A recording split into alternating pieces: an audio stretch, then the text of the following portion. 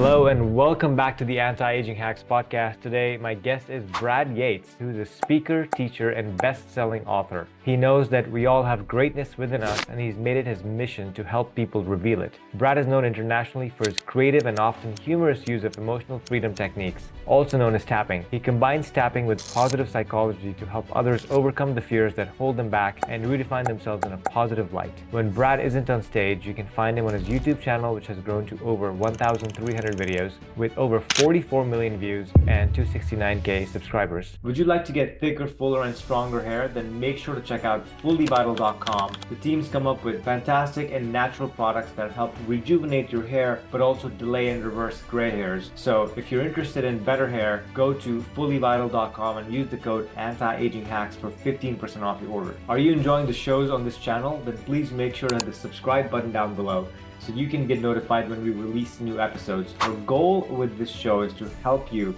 and give you practical tips that you can use to slow down and reverse your aging so you can live and feel younger and live your best life. With that said, let's get on with the show. I'm really excited to have you on the show, Brad. So welcome to the Anti-Aging Hacks podcast, and give us a little bit of a background of your history and how you got into EFT to begin with. Yeah, thanks, Faraz. I'm happy to be here. And how does a grown man find himself tapping on his face for a living? So I also was in LA. I started out as an actor, and I had traveled the world doing theater and went to Los Angeles to be a movie star, as one does. While I was there, I met a woman, fell in love, and got married. And when our first child was on the way, I thought, I might need a backup career. So I played a doctor on Days of Our Lives, but wasn't as much as a real doctor makes. So I wasn't going to be able to support a family on that. Yeah. So I looked at, started exploring options, saw an ad for hypnotherapy school. And I thought, wow, I've always been fascinated by the power of the mind. Mm-hmm. I'll go into this. Got trained, started building a practice, was doing that alongside pursuing my acting career. And after a couple of years, when our second child was on the way, I realized that as much as I loved acting, personal development work was really my calling. It's like, this is so much more fulfilling. This is what I'm supposed to be doing. Through some other hypnotherapists, I heard about this energy psychology conference going on in Las Vegas. I thought, okay, let's take a look at that. And while I was there, learned EFT, emotional freedom techniques, this process of tapping on these same points that we use in acupuncture to downregulate stress. And when we consider that stress either causes or at least worsens most of the issues that we face physically and emotionally, finding a very simple technique for downregulating stress is invaluable in allowing ourselves to feel better, do better, and live better. Awesome. So that's a great intro. So let's talk about EFT. So you found this in your Vegas conference, and it helps reduce stress markers. And there's some questions I have about how it came about, who discovered it, when was it discovered, and how mainstream is this? This is the first time I'm hearing of it. When was it discovered? Well, we go back to acupuncture, which for thousands of years, people say anywhere from 3,000 to 5,000 years ago in Chinese medicine, they started using these acupuncture points and sticking needles in these key points, because the idea was that there's this flow of energy through the body. And when this energy is flowing naturally, we experience our natural state of well-being, physically and emotionally. Mm-hmm. And it's when this energy gets blocked or disrupted that we experience illness. Mm-hmm. So an acupuncturist would stick needles in these key points to stimulate that healthy flow of energy. Now, fast forward to around 1980, a psychologist named Dr. Roger Callahan is working with a woman with a lifelong water phobia. And she's been in therapy all over life, about 40 years. After a year and a half of working with Dr. Callahan, the best she can do is be near a swimming pool, but she has to be looking away from it. And even that is challenging for her. So one day, Dr. Callahan, who had been, just expanding his horizons and learning different things and was taking a course in acupressure, I asked her, so what's the physical symptom of the fear? And she said, I get a knot in my stomach. I said, okay, well, so this endpoint for the stomach meridian is right here under the eye. Let's just see if we can do something about that knot in your stomach, and taps under her eye just for a moment. And she said, it's gone.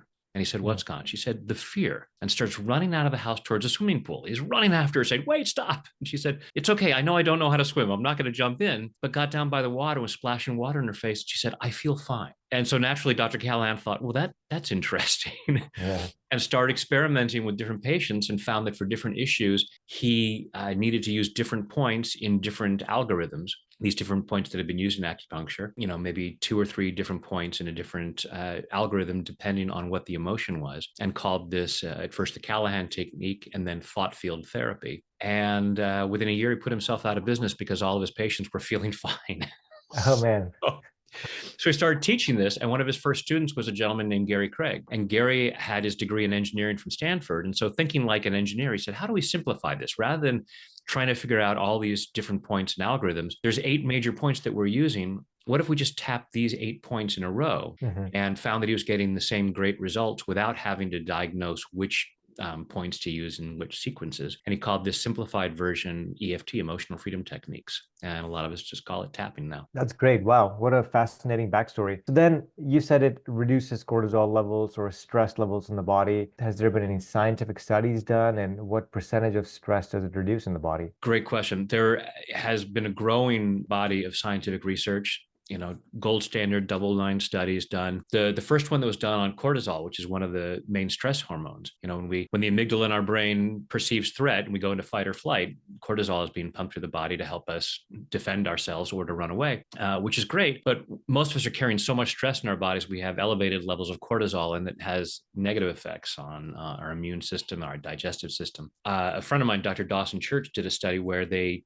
took these groups of people and did saliva swabs to get a level of their cortisol. One of the groups was tapping, and the group that did the tapping, when they measured their cortisol levels post tapping, the lab technicians threw out the first batch because it had shown a reduction in cortisol of an average of 24%. And they Wow. said, that's not possible. There's something wrong with machines. They recalibrated the machines, ran it through again, and found out, no, that's actually happening. And this study has been replicated with cortisol levels dropping as much as 45% Wow. just from tapping. Okay, so is this like an hour-long session you have to do with tapping, or how long does it take to drop stress levels by that much? And that depends, because it depends on a lot of different factors on what's stressing us out. So when we're doing a simple round of tapping, we just tap on it. I'm feeling this stress, or I'm so angry at Bob, or whatever it might be, whatever is bothering me, and then tapping through these points in the sequence, we might go one round and clear the upset in a matter of moments, just like the water phobia. The dangerous thing about telling the origin story of tapping is it's like, oh, so you take a lifelong phobia and just tap for a moment and it's all gone. God, yeah. Sometimes it's what we call 1-minute wonders. And sometimes it may take a lot longer because there may be all kinds of different aspects that are going on. But the great thing about tapping is while we're tapping, it's often like peeling the layers of the onion. So as we're going through, we might get more awareness of, here's what's really upsetting me. So I may not completely let go of the stress, the anxiety, the fear, whatever I'm feeling in the moment, but I may have more awareness. So if I'm angry at Bob, I might be saying this anger at Bob, this anger at Bob, this, oh, wait a minute, it's not even Bob. It's this thing that Cindy did to me in 3rd grade. I never forgave her. And for decades, this event has been controlling my life and making decisions about who I am and what I'm allowed to have. And I can now clear up decades of stress because I allowed myself to take a look at what's going on there. Very, very interesting. So I want to tie this back to CBT, but Mhm. before I go there, acupuncture and acupressure, I looked up before interview if there's any data on how to reduce or if they reduce stress. And sure enough, there's scientific studies on that, acupuncture and acupressure on reducing PTSD and the stress response, uh, even over long term after trauma. And so that was very good to see. And of course, this is based on that. But also, I believe that there's been some study or some work done comparing tapping to cognitive behavior therapy, which seems to be the gold standard for not only reducing short-term stress, but also overcoming your traumas, learning about them, and then getting rid of them permanently. So, what data or information do we have with CBT versus tapping? Yeah, absolutely. So another good friend of mine, Dr. Peter Stapleton, who is a psychology professor at a university in Australia, and came into this scientific psychology professor, skeptical at first, and then started seeing what tapping was doing, and became the lead researcher. And she's replicated the study that Dr. Church did with cortisol. She's also done fMRI studies where Mhm. you can see the brain activity, and then post tapping how that activity in the brain is normalized. And she has done studies side by side with CBT. And what they have found, the results were that the EFT worked faster and the effects were longer lasting.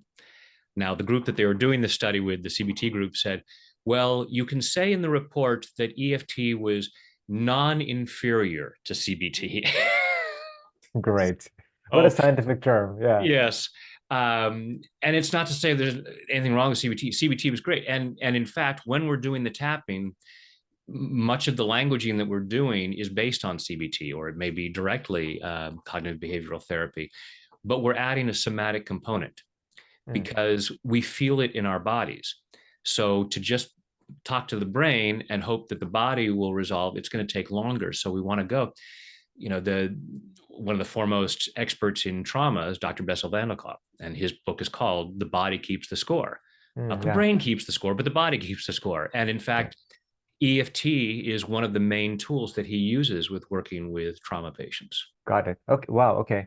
Very interesting. And I want to dive into this a little bit more because cognitive behavior therapy or CBT, while it's the gold standard, I don't love it personally. And I'm only speaking for personal experience, is that because you have to go to see a therapist and usually takes many, many sessions, sometimes years, to talk through and resolve something. I want something quicker. I want something I can do from home. I want something that I can go to a therapist a few times and then I can do it. And then if I have to go to them once a month, that's totally fine. But going once a week for, an extended period of time just seems like for me, it's like too much, right? And I don't want to do that. And so I've tried EMDR from home in the past. That's worked pretty well for me. And so I would be interested in asking you this question. So there's the stressors, which stress us out every single day, and we all have them. We live in the post-industrial world, and there's a lot of shit going on, right? Sorry to use that term, And we're but walking around with a device that's constantly telling us about it, saying, "Hey, how you feeling? right. Not to feel a lot worse, because here's something to upset you. There we go. Let's There get we those go. cortisol levels elevated." Oh yeah, and we're seeing that device or looking at a device as we're about to fall asleep, so it's jacking up our sleep too, and just the cycle keeps going. Yes, But if what you're I would, doing that, please stop now. yeah, Do yeah, totally. not look at social. Do not doom scroll just before going to bed. Hmm. So let's talk about the long-term trauma. So the point that you had made earlier was that Sally figured out, oh, I had something, or somebody said, I had this issue with Sally back in the day, and that's the fear that or the trauma that I've been responding to, and it's been running my life. And so if you do have those traumas, is tapping an effective solution for resolving like childhood trauma even? It can be. Now, I'm not a licensed therapist. I'm not going to Yeah, make any claims. right. We have a lot of evidence showing how it downregulates stress and trauma, and sometimes very quickly. You Hmm. know, I've tapped with folks on upsetting events from the past, and something that may have made them cry before, they're now able to look and go, it's like it happened to somebody else. Wow. Okay. With Dissociation. yeah, with well, not dissociation, just they're not feeling the emotion. Not like they're seeing it as someone else, but it's like I'm responding as though, yeah, it may as well have happened to someone else because it's not affecting me in that way, Okay, got as it. as opposed to dissociating where I'm separating myself from it. I just Hmm. don't feel charged about it anymore. I see. Okay. So with trauma, especially big T trauma as Mhm. opposed to small T trauma, it's probably good to go and talk to somebody who's trained to work with you, because there are some places it's not good for us to go by ourselves, because we don't want to be, and I give this warning on my videos where I say take full responsibility for your own well-being, because you don't want to just be jumping in. It's like, all right, I'm just going to tap with a guy on the internet and I'm going to go jumping into shark infested waters and see how I Yeah. do. Yeah. So but I have a lot of therapists who tell me that they send their clients to watch my videos in between sessions Hmm. to help speed up the process. Got it. And Got it. so I'm not going to make any claims of, oh, go watch a 5-minute video on YouTube and years of childhood trauma are going to be wiped out. Hmm. It can certainly help to make it more manageable, and ideally working with somebody who may be trained to to address trauma in that way. And hopefully, and as more and more therapists are adding this in Hmm. and recognizing, okay, let's add this somatic component to address where we're actually holding on to that issue. Hmm. But to me, daily is tapping is ideally a daily process. To me, it's energy hygiene or emotional hygiene. So we have physical hygiene, like brushing our teeth or taking a shower. And most of us do it on a daily basis, whether we think we need it or not. We generally don't wait until people are holding their nose around us and going, I Right. haven't taken a shower in a while. I haven't brushed my teeth in a few days. Yeah. We do it before we realize that we need it. But with stress, most of us don't have a process of dealing with that, or at least not a healthy process. Maybe we're drinking or something like that. No, I feel less stressed, but that's not a healthy way of dealing with that. And so we may not be aware of how it's building up until someone makes an offhand comment to us and we blow up out of proportion Right. because that stress has been building. So doing the tapping on a daily basis, even if it's just for a few minutes, helps to downregulate the stress. So our base level is much lower, and and we may be helping to resolve and process old events that have happened, even if we're not looking at them directly. We're still calming down all of the stress that may be held in our body, possibly for years. Hmm. Okay. Very interesting. Very interesting indeed. Okay, so let me ask you about something else that I've heard you say, and I believe it's on your website as well. So I'm going to just paraphrase you. Okay. The extent to which we don't have what we want tends to be the extent to which we are resisting it. Yep. Old programming tells us we should resist things being better. So tapping in that from that angle, tapping can help overcome the resistance and the fear around doing something new and can then unlock new potentialities in our life. Yeah, because as human beings, we like homeostasis. We like things to be status quo. We Mm, want things to be familiar. This is the to be or not to be speech in Hamlet from Shakespeare, the Declaration of Independence. There are all kinds of things that talk about how we prefer what's known to what's unknown. yeah, And so, even if our lives are crap, it's my crap. I dealt with it yesterday. I know I can deal with it. Something new, I might, objectively say, oh, that would be better. Having a job that makes more money, being in a relationship. From a conscious level, it's like that would be awesome. But at an unconscious level, and the unconscious is much more powerful than the conscious mind, I may have all kinds of beliefs about money is the root of all evil. People are always going to hurt you in relationships and all these things. So while we're consciously say that we're going for these things, we put them on our vision board. It's like, oh, here's the things that I want in my life. yeah, And our unconscious mind is going, it's so cute when you do that. You go ahead and fantasize and you get yourself all worked up, but we're going to make sure it doesn't happen because it's not safe. mm, Because, of the divorce that we went through, or our parents went through, or somebody else went through, the financial issues that have happened with people we knew that had money, or because my parents always said that people who had money were greedy and bad and evil, and I don't want to be greedy and bad and evil and have my parents hate me. yeah, So we are resisting that, but we don't like to think that. We'll put up that vision board and say, oh no, I absolutely want that with all my heart. I want that goal. And what about the resistance? Oh, there's no resistance whatsoever. Really? So if I watched you throughout the day and all of the actions you took would be definitely moving you towards that, like, so if you said you wanted to be an absolute athletic physical health, I wouldn't find you sitting on the couch, eating a box of cookies. yeah, Well, yeah, maybe, but that's not resistance. Really? And yeah. it's not, but then we beat ourselves up for it. It's like, no, don't beat yourself up. Hmm. Self sabotage is simply misguided self love. We're just trying to protect ourselves from something that we feel is unsafe. So that's where the resistance is. And so allowing ourselves to recognize, oh, I'm not reaching this goal because I have some resistance. Some part of me says it's not safe. And when we encounter something that's not safe, we have that stress response. The amygdala Hmm. says danger. We have fear, fight or flight. And it may not be obvious. It may not be full blown panic, but we're redirecting ourselves, and we're making a different choice, a choice that's moving us away from that goal rather than towards it. So if we have a simple way of dealing with that stress as we think about our goal, and it's like, okay, as I think about having more money, root of all evil. Well, actually, that's not actually the quote. That's a misinterpretation of what it means. It's the love of money is the root of all kinds of evil. Very different meaning. And I Mhm. tap through that and I go, oh, so that doesn't mean that it's wrong to have money.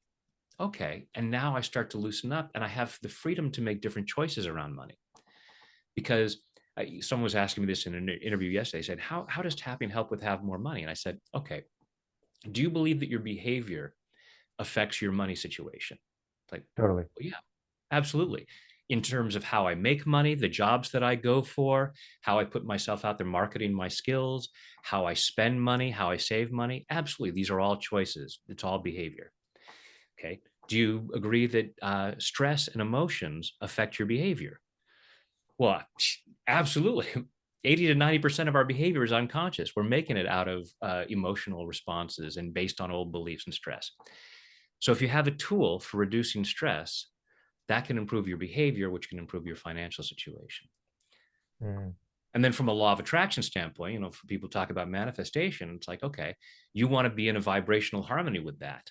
And if I'm looking at that vision board and I'm saying, oh, I feel really great about it, but inside I have all these beliefs about that would be wrong or bad or stupid or unsafe or dangerous, then that's the energy I'm actually vibrating at. And Mhm. so I'm not getting there as I tap to shift that energy and I can be in a much more positive vibration around it, then manifestation happens much more easily. Got it. Okay, so that's a great answer. Let me ask you a follow-on to that. So we have the vision board. All of us want, if you're looking for money, that might be symbolized by a Lamborghini, right? Or Ferrari, Absolutely. or a big house on the beach, or whatever it is for you. If you're looking for that perfect relationship, it might be a picture of that perfect partner on the wall that's very specific to you. Now, Mhm. we know the subconscious is sabotaging you. There's no doubt about it. It's running your life. But when you say, I want to loosen up my beliefs or my patterns around this particular goal that I have, is it enough for you to say broadly, I would like to attract a partner, I would like to attract a loving partner into my life, or do you have to go down to very, very specifics and try to root out all the related sub-beliefs that might be under that major belief? Yeah. The more specific we can be with tapping, the more effective it tends to be, but it's not always necessary. And it's like Hmm, looking at past events. We may not need to know everything that goes on because all there is the present, right. right here, right now. So anything from the past only matters to the extent that I'm holding on to it. Hmm, And where am I holding on to it in with stress? So I remember, someone coming up to me and saying, I've gone to all the seminars, I've read all the books about money, and I'm just not making the amount of money I want. yeah. I said, okay, close your eyes, take a deep breath. And in fact, everyone watching or listening right now, you can do this. Imagine having the amount of money you say you'd like to have, and then following your breath through your body and noticing how you feel. Say, it's safe for me to have this much money. Hmm, And really allow yourself to get an honest answer from your body. And this woman said, oh, it's, on a scale of 0 to 10, 10 being absolutely safe, no problem with it whatsoever. She said, oh, it's a 2. And I said, brilliant. Now you know exactly why you don't have that money. hmm. If you had a young child that was invited to a birthday party and you looked at where the party was and you said, on a scale of 0 to 10, how safe is it for my child to go to that birthday party? If it was a 2, would you let your kid go? No way. The answer is no. Yeah. Yeah. So recognize, wow, because of my programming, I have this belief that that amount of money would be a 2 out of 10 in terms of how safe it is. So that's where we can see that self-sabotage is misguided self-love. Now we can just start tapping on, even though it feels unsafe, and allow ourselves. So we go through that process of, it's not safe to have that money. It's not safe to have that money. And we may get to the end of the round and go, wow, I feel totally free about that.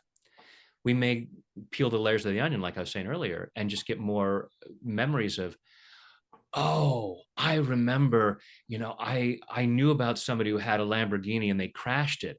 And not only did they get hurt, but they damage somebody's property. And so I had this negative association to Lamborghinis, even though I think they're beautiful. I have Hmm. this thing in my mind of why, you shouldn't actually have one. Fantasize about it, but don't actually have one. So I might get more clarity about that. And so it's, case by case. Sometimes we're going to be able to clear things up very quickly without having to know any specifics.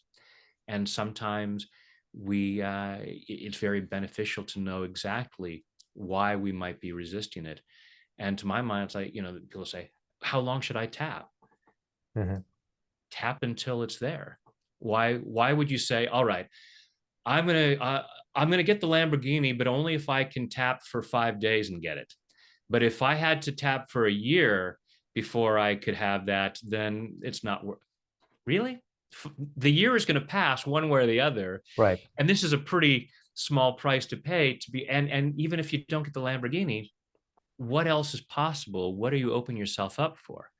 Hmm. I had a lifelong fascination with Porsches, and several years, 8 years ago, um, finally, and I worked my way up. It's like, oh, I could drive by the Porsche dealership, and I had all these blocks about it, and then finally I could go inside, and then I got a brochure, and then would allow myself to go in and sit in one.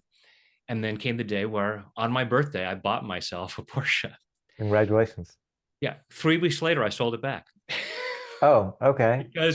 because I had this fascination with it, but I quickly realized it doesn't fit my lifestyle right now. Hmm. I, our daughter was still living at home, and she was 17, and a Porsche 911 has back seats, Yeah. Not really. Yeah.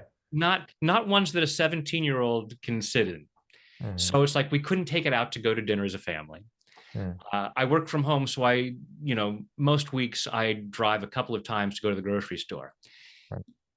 Not the place to enjoy having a machine like this. And I would go to Costco or Home Depot, and the stuff that I was getting didn't fit in the 911. And it's Yeah. like, this is awesome. It's a beautiful car. It's not what I need right now. Yeah. Yeah. And so it's like, but having gotten to that point of being able to allow myself to have that Hmm. opened me up to so many other things. It's like, okay, the Porsche wasn't the thing. Right. It was a Right. representation. And so now I don't need to have that, Hmm. but I'm open to so many other things. And Right. it's Yeah. nothing against the Porsche. It's still a beautiful car. Just like, yeah, and maybe at some point it might fit my lifestyle. Yeah. But and so that's why we don't want to worry too much about, well, is it really a Lamborghini, or is it a Porsche or a Ferrari, or the picture of the person, the partner that I put up there. It's like, it's just a representation. Hmm. And as you allow yourself to be open to that, you will open yourself up to what's most right for you. And that's why when I have people fill out a goal statement or an ideal life statement, it says, I am so happy and grateful that I dot dot dot. I have this, I'm doing this or something even better for the highest good of all concerned. Because the universe knows better than we do Sure. what's really right for us. It's like, I'm going to give you, it'll plant seeds in us like the Porsche or the Lambo or whatever it might be. This is just to get you moving in the right direction. And then at a Hmm. certain point, as you move towards that, then you'll be ready to see what else is there. Yeah. Yeah. This is beautiful. This is beautiful. As you progress in the journey, a wider view, the veil's lifted, so to speak, so you can see more of what's right for you at that point in time, as opposed to projecting out and saying, in 1 year, I gotta have a Porsche, and if Yeah, I don't, I'll feel like a failure. In 1 year, you might not even desire a Porsche anymore, but your absolutely. mental capacity has increased to the point where you could have it. You could, like you did, you could go buy it, but you don't want to anymore. Right. And It that's where we want draws to you. get to. It's like looking down an alley. You're Yeah, looking down an alley, and you see something down there. It's like, ooh, I want that. yeah, And because if you didn't see that, you would look at the alley and go, I'm not going to walk down that alley. But you see it and go, I'm going to go down there. And as you get down the far into the alley, onto the next street, and you look, it's like, oh my goodness, look at that. I didn't yeah. even know that that was possible because I Right, couldn't right. see it from where I was, Totally. or it may be, that's cool, but no, this is still what I want. Hmm. But being able to let go, and I've worked with so many people, it's like they've gotten down through the alley and they now see this. It's like, but I said this is what I'm going for, so I have to buy this, I have to do this, otherwise I'm a Yeah, quitter. For me Yeah. as an actor, it's like, when I left acting, there are the other actors who go, oh, so you're quitting. It's like, no, acting took me to LA where I met Hmm. my wife and I found all these other things. And when I got there, it's like, I found something else that was even more right for me. Yeah. No harm, no foul. And if it hadn't been for acting, I don't know that I would have gotten here. Hmm. And it's totally okay that it doesn't have to be that. That was just there to draw me to get to the place where I was ready for this. That's beautiful. So I have a follow-on question on this topic regarding the mechanics, but I think it would be better for us if you showed what a tapping session or a self-tapping session would look like and how people can do it themselves and also the words that you speak as you tap. So let's, if that's okay with you, let's do a quick tapping That would session. be How awesome, long, Faraz. how long would that take? We can do it in like 5 minutes. Perfect. Let's do it. Yeah. So the basics. First, before we go into the actual tapping around, I'm going to show you the basics and describe it for those just listening by audio, so you know what points we're tapping. So the basic version of EFT, we're looking at an emotional disturbance. So I'm feeling really stressed. I have a headache. I'm angry at Bob, whatever it might be. I rate that on a scale of 0 to 10, how intense it might be. And I try to notice where in my body it is so that I can be very clear. Here's what's bothering me. Then we take the fingertips of our index and middle finger of our dominant hand. You can tap with both sides, both hands on both sides of the body. The meridians run up and down both sides. But just for the demonstration, take your dominant hand and with the fingertips, gently tap on the opposite hand, right on the edge, right between your wrist and your pinky. And we would say, even though I have this issue, and we'd say whatever the issue is, this stress, anger at Bob, whatever. Even though I have this issue, I choose to love and accept myself. So we're staying a level of self-acceptance, even though we have that issue, because so often we resist it. And what we Hmm. resist persists. People say, EFT, you're saying the negative. You're not supposed to say the negative. Always focus on the positive. If you break your arm, you're going to go to the doctor and say, let's talk about my leg. My leg feels really good. I don't want to talk about my arm. Right. It's like, come on. So we repeat that statement 3 times, and then we go through these points. So right at the beginning of your eyebrow, right near the center of your face, gently tapping each of these points, generally between 5 and 10 times. And we'd repeat whatever the issue is. So this issue, this stress. Go to the side of your eye, just follow your eyebrow out to the corner of your eye socket. This stress. Under your eye, just above your cheek, this stress. Right under your nose, this stress. Right under your lower lip, just above your chin, this stress. Now, right here where your collarbones just about come together, there's a little bit of a U shape at the base of your throat. And you can make a fist and tap where those collarbones come together, this stress. Next point is about 4 inches below your armpit. It's right about bra strap level, and even us guys can figure out what that is. This stress. And then finally, the top of your head. So with all of your fingertips tapping around the crown of your head, this stress. Then you take a deep breath. And you would check again and say, okay, if that stress or that anger at Bob, whatever, was at an 8 before, where is it now? And sometimes it'll go from an 8 to a 0 like that. Hmm. Sometimes it'll just go down by a few points. And again, the peeling the layers of the ends, we might just get more clarity about what's really bothering me. And we can repeat that process. So those are the points that we're going to use. And that's the very basic process. And you can even do it without words. The tapping is beneficial. Again, we have all this research showing the biological markers. And in terms of, the focus of the show, the anti-aging, as we boost our immune system and lower our stress, that helps us with longevity. Totally. So what was your thought in terms of how we could use the tapping in terms of what we were talking about?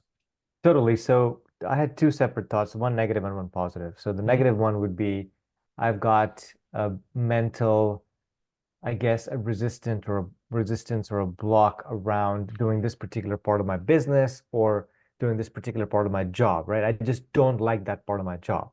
And for whatever reason. And so when you feel into your body, it could be a 7 out of 10. And there might be multiple reasons why you don't like that portion of your job, but you don't. And so EFT or tapping could help resolve whatever the angst is inside the resistance so that you don't feel anything regarding that piece of the job that triggered you prior, right? Yeah, you may not love it. Yeah, I'd Hmm. say I Yeah, love doing bookkeeping now, unless you right. love bookkeeping. But it's like I just get it done, just like brushing my teeth. Very few Hmm. people love brushing their teeth, but most people don't sit there and, oh, God, I hate this part of my day. And Yeah. it's like, it's just things I have to do. Hmm. Getting dressed, making breakfast, they're just the things we do. We don't have a whole lot of emotional charge about it. So Hmm. we can reduce the emotional charge. Like, it's just something I do and I get it done. Yeah. Okay. Yeah, that's great. So you can get rid of all the emotional charges for anything present or even possibly also past from your life Ideally, yeah. with this. And then now we talk about the positive. So let's say that most people want a thing that's either related to health, wealth, or relationships, right? The three broad categories. So let's say you wanted to make $100,000 more in the next year. So as you feel into that and you say, I want to make $100,000 more next year, you might feel quite a bit of resistance in your body Yeah. because, that's not something you're used to.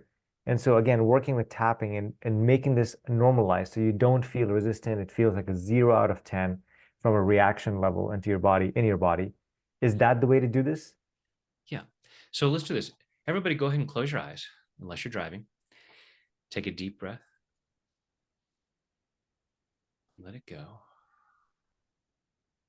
And think about what you believe you would like to have, that sort of thing you would put on your vision board. And imagine having that and say, it's safe for me to have this. And just notice on a scale of 0 to 10 how safe it feels. Say, it's okay for me to have this.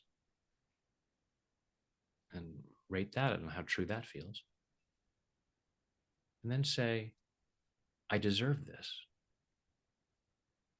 And notice how true that feels. And now think also about the actions that you could take that would get you there, including those things at your job that you don't like to do. It's like, I don't like to do this, but it's getting me towards that goal. And allow yourself to be aware of any resistance to that. So just noticing the resistance to the positive outcome or the resistance to the actions that would lead to that positive outcome. Notice where in your body you feel that resistance, rate it on a scale of 0 to 10. Take a deep breath, open your eyes, and just tap along. So we're going to start on the side of the hand, and then we'll go to the eyebrow point and through all the points. If you're just listening, uh, I'll just tap along through the points as you remember them. You can go back and watch a video later and see it. Don't worry about it. It's not like you have to be tapping the same point that I'm tapping, and you could even be tapping one point and you're still going to get benefits. So Hmm. even though I have this resistance, I choose to love and accept myself. Even though I have this resistance, I choose to love and honor myself. Even though I have this resistance, and I don't like to admit that, I want to insist that I have no resistance to these goals. And how's that working for me? So even though I might have some resistance, I choose to deeply and completely love, honor, and accept myself. And maybe anyone else who has contributed to this resistance. Because I choose to be that free. Okay, now we're going to tap the eyebrow point, and on each statement that we say, you'll move on to the next point. All this resistance. All this resistance. All this fear. And part of me says, I'm not afraid. I'm not afraid of having more money. I'm not afraid of having better health. I'm not afraid of being in a relationship. And I do everything I can every day to make these happen. Or maybe not. And if I'm really honest with myself, I may be doing things on a daily basis that move me away from these so-called goals. And then I beat myself up for that. And I choose to knock that off. It's not that I'm bad or stupid. It is not that I'm weak or lazy. I just have some old programming about why I couldn't or shouldn't have this goal, about why I don't want to do what it takes. And I'm allowing myself to process that, getting clear about the resistance, and releasing as much of that resistance as possible. Releasing it all the way back through my past. Releasing it from every moment in my life where I may have somehow gotten the message that I shouldn't have this, that it wasn't okay to have this, that it wasn't safe to have this. Those were misunderstandings. Setting myself free from that now. Allowing myself to feel really good about having these things. Allowing myself to feel really good in body, mind, and spirit. Take a deep breath. Close your eyes, go inside, and imagine the goal again and the actions that you can take to get there, including that office drudgery or whatever task it might be, and allow yourself to follow your breath through your body and just notice. Hopefully it feels a lot more peaceful. It feels a lot easier, a lot freer. And you may just have more awareness of, oh, I know exactly what's stopping me.